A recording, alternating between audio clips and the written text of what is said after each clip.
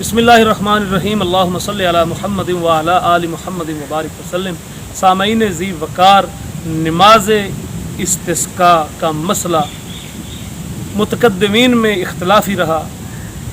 आइम्मा सलासा इमाम शाफ़ी, इमाम मालिक, इमाम अहमद फरमाते हैं कि नमाज जो इस्तिस्का है उसमें नमाज बाद जमात मसनून है, यानी जमात के साथ 2 रकातें पढ़ना ये मसनून है। जबकि इमाम अबू हनीफ़ा रहमहुल्लाह फरमाते हैं कि इस्तिस्का में यानी अल्लाह से बारिश तलब करने में असल चीज़ इस्तिग़फ़ार है और दुआ है।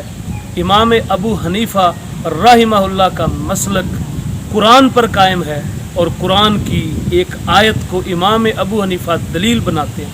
वो आयत सूरह नूह की है और सूरह नूह की आयत नंबर 10 और 11 में अल्लाह सुब्हानहू व तआला का जो फरमान है वो हज़रत नूह की ज़बानी है कि हज़रत नूह ने अपनी कौम से ये फरमाया, कहा कि इस्तग़फ़िरू रब्बकुम इन्नहू कान गफ़्फ़ारा युरसिलिस समाअ अलैकुम मिदरारा।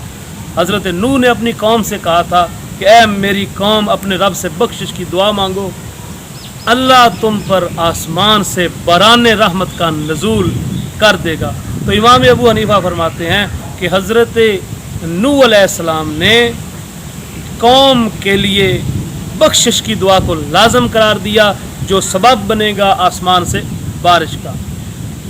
लेकिन दूसरे आइम्मा फरमाते हैं कि नबी अलैहिस्सलाम ने नमाज इस्तिस्का के लिए नमाज पढ़ी है और जमात के साथ पढ़ी है। और इसके जवाब में इमाम अबू हनीफ़ा रहमहुल्लाह फरमाते हैं बेशक नमाज को पढ़ लेना या जमात से पढ़ लेना जायज़ है, क्योंकि नबी अलैहिस्सलाम से इसका सबूत तो है, लेकिन ये दर्जा सुन्नत में नहीं है, क्योंकि सुन्नत बहरहाल उस अमल मुबारक को कहा जाता है कि जिसको बहुत ज़्यादा दफ़ा किया गया। और जब हम नबी अलैहिस्सलाम की अहदीस पर नज़र डालते हैं तो नबी अलैहिस्सलाम ने कई मरतबा सिर्फ नमाज इस्तिस्का की बजाय आपने बारिश के लिए सिर्फ दुआ की।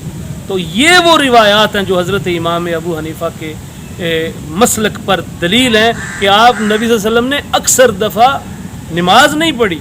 अगर अक्सर दफ़ा नमाज पढ़ते तो नमाज सुन्नत लाजमा बन जाती। तो हज़रत इमाम अबू हनीफ़ा रहमहुल्लाह का नमाज ना पढ़ना, उसको सुन्नत ना कहना सिर्फ इस वजह से कि ये सुन्नत लाजमा नहीं है।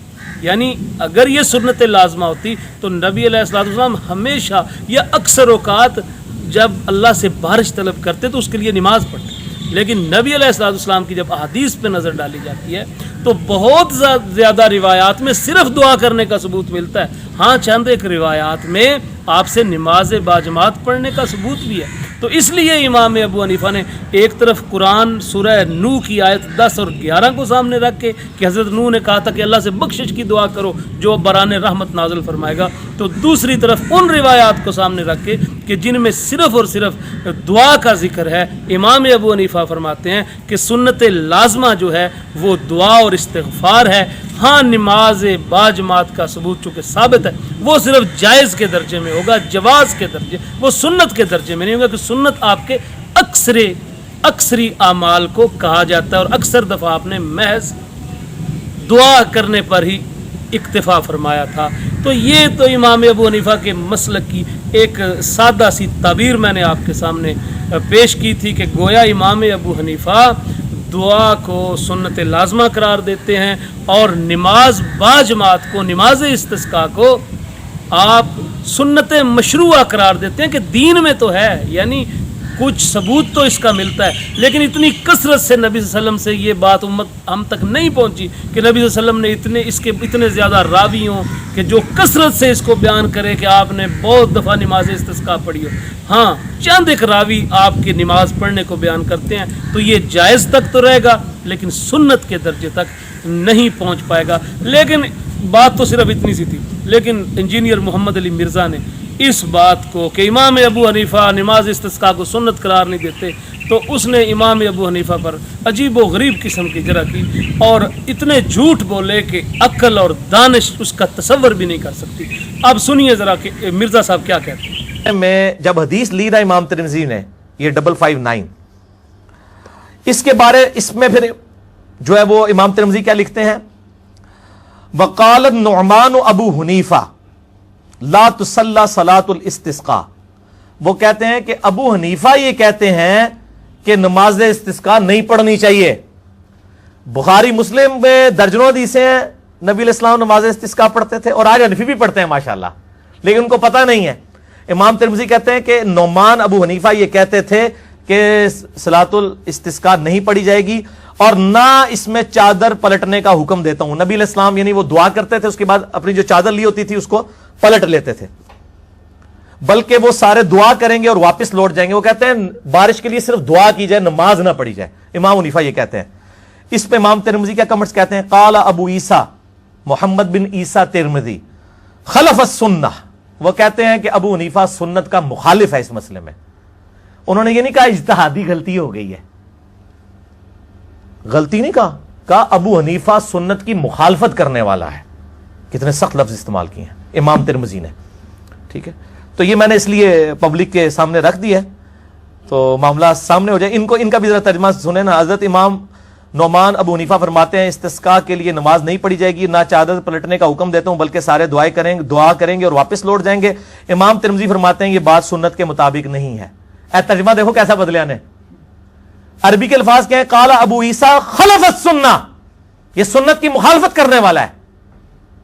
اس الفاظ کی انٹینسٹی اور یہ انٹینسٹی کہ یہ سنت کے مطابق نہیں ہے، کیڈا فرق ہے۔ تسی جو مرضی کرو، اللہ دے بندو، میں نہیں کہنا باندر ہاتھ بندوق آ گئی ہے، ٹھیک ہے؟ یہ پبلک کے ہاتھ میں ہر چیز آ گئی ہے، اب کوئی جان نہیں چھڑا سکتا دوسرے سے۔ تو آپ نے سن لیا کہ انجینئر محمد علی مرزا صاحب یہ کہتے ہیں کہ بخاری اور مسلم میں درجنوں ایسی روایات ہیں۔ حالانکہ اگر آپ بغور جائزہ لیں تو آپ کو پتہ چل جائے گا کہ بخاری اور مسلم میں درجنوں تو بڑے دور کی بات ہے، نصف درجن بھی روایات ایسی نہیں ہیں جس سے یہ ثابت ہو کہ نبی علیہ السلام نے استسقاء کے لیے نماز پڑھی۔ بخاری شریف میں 1024 اور بخاری شریف میں 1012 اور بخاری شریف میں 1025، یہ 3 روایات اس بات پر دلالت کرتی ہیں کہ نبی صلی اللہ علیہ وسلم نے نماز استسقاء کے لیے باجماعت نماز پڑھی، اور باقی روایات اس بات پر دلالت کرتی ہیں کہ آپ نے صرف دعا کی۔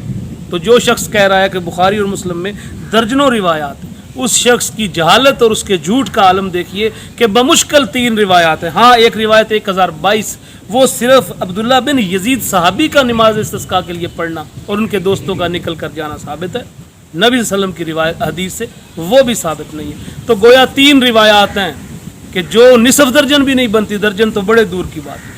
اب اس نے چونکہ بخاری کے ساتھ مسلم کا بھی نام لیا ہے تو صحیح مسلم میں صرف 2 روایات ہیں جس سے نبی علیہ السلام کا نماز استسقاء کا باجماعت پڑھنا ثابت ہوتا ہے۔ لیجئے یہ اس شخص کی دلائل کا حال ہے۔ اب میں آپ کے سامنے امام ابو حنیفہ رحمہ اللہ کے مسلک کی دلیل احادیث سے پیش کرتا ہوں کہ نبی صلی اللہ تعالیٰ علیہ وآلہ وسلم بھی نماز استسقاء میں زیادہ تر آپ دعا فرمایا کرتے تھے، اور اس کے لیے پہلی دلیل تو صحیح بخاری شریف کی روایت ہے، اور امام بخاری نے اس روایت کو حضرت انس سے روایت کیا ہے، اور حضرت انس رضی اللہ تعالیٰ عنہ کی اس روایت کو صحیح بخاری میں مختلف نمبرز کے تحت بیان کیا گیا ہے۔ مثال کے طور پر 1029، 1021، 1018، 1015، 1013 اور 1033 میں ایک ہی یہی روایت بیان ہوئی ہے، اور اتنی کثرت سے آئی ہے۔ تو اس روایت کا اتنے بہت سارے راویوں سے کثرت کے ساتھ آنا اس بات پر دلالت کرتا ہے کہ نماز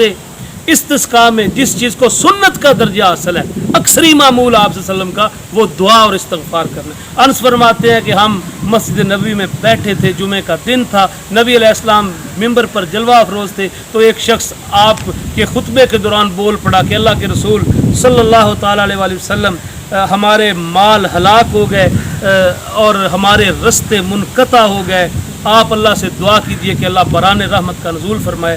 آپ صلی اللہ علیہ وسلم نے خطبے کے دوران فرمایا کہ اے اللہ بارش نازل فرما، اے اللہ بارش نازل فرما، اے اللہ بارش نازل فرما۔ تو انس فرماتے ہیں کہ اس وقت آسمان پر بارش کا کوئی ٹکڑا نہیں تھا، حتیٰ کہ ہمارے اور صلا پہاڑی جو تھی اس کے درمیان کوئی بادل کا ٹکڑا نہیں تھا، حتیٰ کہ ایک تھوڑا سا آسمان سے بادل نمودار ہوا، پھر وہ بارش برسنے لگی، اور پورا جمعہ جو تھا وہ پورا ہفتہ بارش ہوتی تھی، حتیٰ کہ اگلے جمعے کا دن آ گیا، پھر وہی شخص اگلے جمعے کھڑا ہوا اور کہنے لگا کہ اللہ کے رسول دعا فرمائیں، اب تو ہر چیز ڈوب رہی ہے، بارش میں مکانات گر رہے ہیں۔ تو آپ وسلم نے آسمان کی طرف انگلی مبارک اٹھائی، انگشت مبارک اٹھائی، اور آپ آسمان کی طرف دیکھ رہے تھے اور فرما رہے تھے اللہم ہوا علینا ولا علینا، اے اللہ اب ہمارے ارد گرد بارش برسا، ہم پر بارش نہ فرما۔ تو یہ بخاری شریف میں مختلف مقامات پر تقریباً یہ روایت 6 مقامات پر آئی، جس کے نمبر میں نے آپ کو بتا دیے۔ اب اس روایت کی روح سے یہ بات ثابت ہو جاتی ہے، واضح ہو جاتی ہے کہ نبی صلی اللہ علیہ وسلم نے نماز استسقاء کے لیے دعا پر اکتفا فرمایا تھا، نماز نہیں پڑھی، اور اس کو بہت سارے راوی مقامات پر بیان کیا گیا، اس کے راوی حضرت انس بن مالک ہیں۔ اسی طرح جب ہم آگے بڑھتے ہیں تو 1031 نمبر روایت ہے، اس میں حضرت انس بیان فرماتے ہیں کہ نبی صلی اللہ علیہ وسلم نماز دعائے استسقاء کے لیے، بارش مانگنے کے لیے اتنے ہاتھ اٹھایا کرتے تھے جتنے آپ بلند ہاتھ دعا کے لیے کسی اور دعا میں نہیں اٹھایا کر سکتے۔ تو اس 1031 میں بھی نبی صلی اللہ علیہ وسلم کے ہاتھ مبارک اٹھا کر دعا مانگنے کا ثبوت ملتا ہے۔ اسی طرح صحیح بخاری کی 1023 نمبر روایت میں عبداللہ بن زید رضی اللہ تعالیٰ عنہ فرماتے ہیں کہ نبی علیہ السلام لوگوں کے ساتھ نکلے اور آپ نے کھڑے ہو کر کھڑے ہی بارش کی دعا کی۔ تو بخاری کی 1023 نمبر روایت میں بھی نبی صلی اللہ علیہ وسلم کا بارش کے لیے نکلنا ثابت ہے، لوگوں کے اجتماع کے ساتھ عیدگاہ کی طرف نکلنا ثابت ہے، اور وہاں پر بھی صرف دعا کرنا ثابت ہے، وہاں پر نماز پڑھنا ثابت نہیں ہے۔ اسی طرح مصنف ابن ابی شیبہ میں 8438 نمبر روایت کے تحت ابو مروان اسلمی روایت کرتے ہیں کہ حضرت عمر بارش طلب کرنے کے لیے ممبر پر کھڑے ہوئے، آپ بارش طلب کر رہے تھے، لیکن صرف اور صرف اللہ سے بخشش کی دعائیں مانگ رہے تھے کہ اللہ ہمارے گناہوں کو معاف فرمائے اور ابر رحمت کا نزول فرمائے، اور صرف آپ نے دعا مانگنے پر اکتفا کیا۔ تو یہ حضرت عمر کا بھی طرز عمل ہے۔ اور اسی طرح اسلم الاجلی کی روایت ہے مصنف ابن ابی شیبہ میں 8429، اس میں بھی یہ ہے کہ حضرت عمر رضی اللہ تعالیٰ عنہ ممبر پر چڑھے اور آپ صرف اور صرف سورہ نوح کی آیت نمبر 10 اور 11 کی تلاوت کر کے اتر آئے، اور وہ آیت کیا تھی؟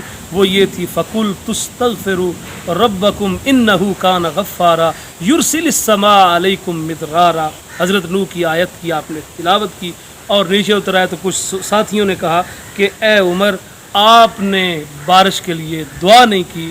تو آپ نے فرمایا میں نے وہ الفاظ پڑھ دیے جو قرآن میں مذکور تھے، میں نے وہ الفاظ پڑھ دیے ہیں کہ یہ وہ آلات ہیں، یہ الفاظ وہ آلات ہیں، یہ وہ ٹولز ہیں جن کے ذریعے آسمان سے بارش نازل ہوتی ہے، میں نے ان آلات کو چھیڑ دیا ہے اور انشاءاللہ آسمان سے بارش نازل ہوگی۔ تو یہ دو روایات مصنف ابن ابی شیبہ کی تھی، 8438 اور 8429۔ اسی طرح صحیح بخاری میں حضرت انس سے مروی، حضرت انس فرماتے ہیں کہ جب حضرت عمر کے دور میں قحط پڑ جاتا تھا تو حضرت عمر اللہ سے یوں دعا کیا کرتے تھے، اللہم انا کننا نتوسل الیک بنبیک فتسقینا وانا نتوسل الیک بام نبیک فاسقنا قال فیسقون۔ حضرت انس کہتے ہیں حضرت عمر ان الفاظ سے دعا کرتے تھے، اے اللہ جب ہمیں نبی صلی اللہ علیہ وسلم کے زمانے میں بارش کی ضرورت ہوتی تو ہم تیرے نبی کا وسیلے سے دعا کرتے تھے، ہم تیرے نبی کے وسیلے سے دعا کرتے تھے، اور اب تیرے نبی صلی اللہ علیہ وسلم کے بعد ہم تیرے نبی کے چچا عباس کے وسیلے سے دعا کرتے ہیں، تو ہم پر بارش نازل فرما۔ تو انس اس حدیث کے راوی جو بخاری شریف میں 1010 نمبر پر ہے، تو انس کہتے ہیں کہ حضرت عمر کی اس دعا کے بعد بارش نازل ہو جاتی تھی۔ لیجئے مرزا صاحب، میں نے آپ پر واضح کر دیا کہ حضرت امام ابو حنیفہ نماز کے منکر نہیں ہیں، استسقاء کے لیے بارش طلب کرنے کے لیے با جماعت نماز یا الگ الگ نماز کے منکر نہیں، وہ فرماتے ہیں یہ عمل سنت نہیں ہے، یعنی یہ عمل جائز تو ہے، اس کا ثبوت تو نبی صلی اللہ علیہ وسلم سے 1-2 مرتبہ ہے، لیکن یہ اتنی کثرت سے نہیں ہوا کہ جس کو سنت کا درجہ دیا جائے۔